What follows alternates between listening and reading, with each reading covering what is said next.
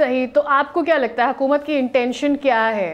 Is it because they are not capable of, या फिर उनको करवाना नीयत नहीं है?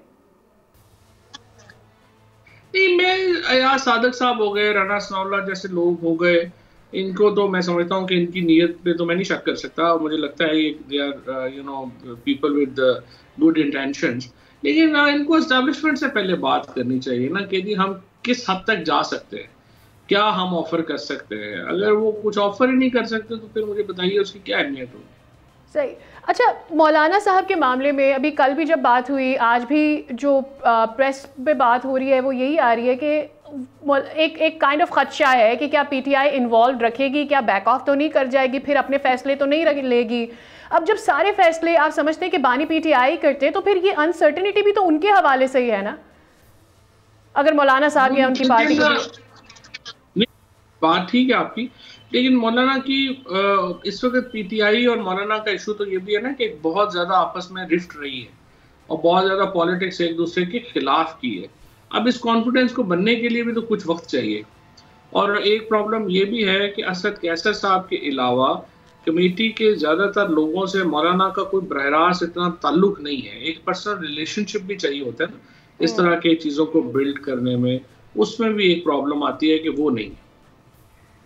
सही। आगे की हिकमत अमली क्या हो सकती है जब हम कहते हैं कि जी एक तहरीक की जानिब जाने की बात की है पीटीआई ने, और मौलाना साहब की जानिब से भी इस पर कहा गया है कि ठीक है, वी लुक इनटू इट।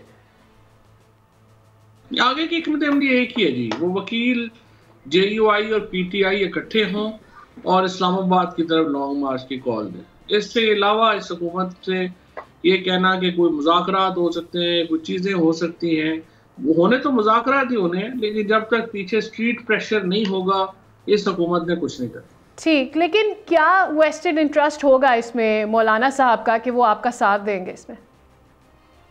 वो तो फिर पीटीआई को तजवीज़ करना पड़ेगा ना उन्हें कि क्या होगा। वो जब बन जाएगा फिर आपसे शेयर कर लेंगे।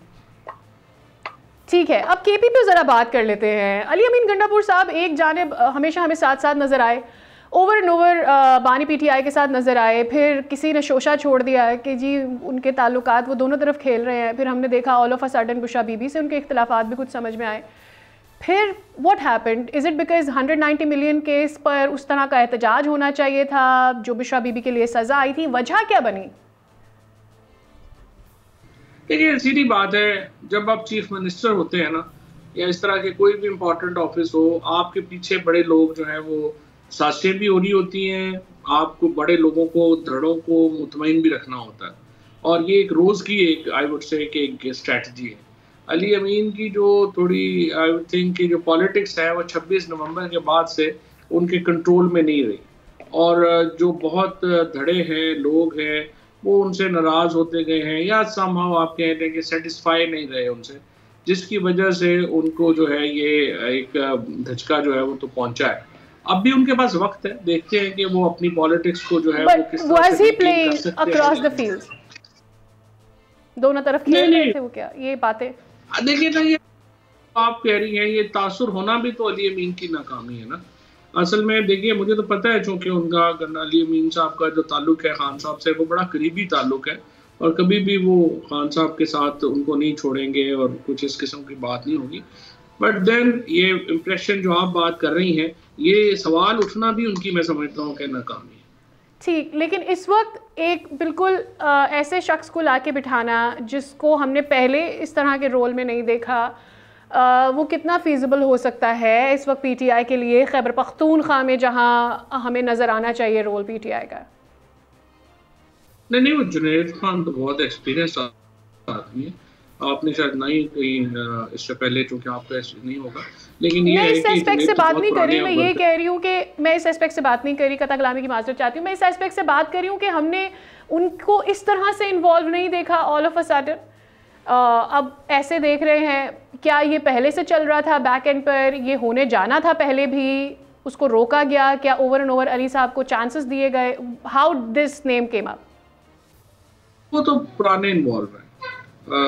जुनैद जो है वो पुराने आदमी हैं और बड़ा समझते हैं चीज़ों को, बड़े इम्पोर्टेंट वर्कर हैं। ठीक है, जुनैद अकबर साहब, जिस तरह से आप उनकी बात कर रहे हैं, कल उन्होंने कहा कि ये होम्योपैथी नहीं चल सकती, होम्योपैथी क़यादत नहीं चलेगी। अब उनका कहना था सख्त फैसले लेने का वक्त आ गया है, तो फिर क्या एक्सपेक्ट किया जाए? खैबर पख्तूनख्वा से क्या होने जा रहा है अब?